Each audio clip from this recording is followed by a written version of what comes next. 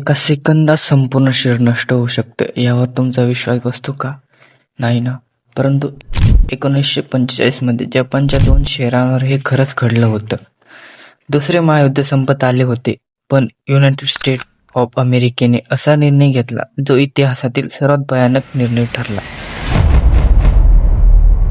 6 August 1945 रोजी असं घडलं की अमेरिकेच्या एनोला गे विमानातून लिटल बॉय नावाचा अणुबॉम्ब जपानच्या हिरोशिमा या शहरावर टाकण्यात आला आणि फक्त काही सेकंदात या शहरावर सूर्यापेक्षा 1000 पट जास्त तापमान निर्माण झाले आणि सुमारे 1,40,000 लोकांना आपला जीव गमवावा लागला.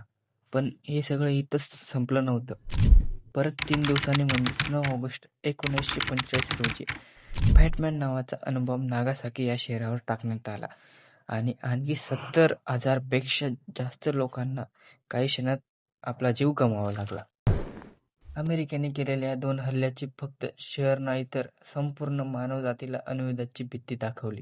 आजही हिरोशिमा आणि नागासाकी ही शहरं आपल्याला एकच गोष्ट शिकवतात की युद्ध हे कधी कोणाचं भलं करत नाही, कारण एका निर्णयाने लाखोंचं आयुष्य कायमचं बदलू शकतं.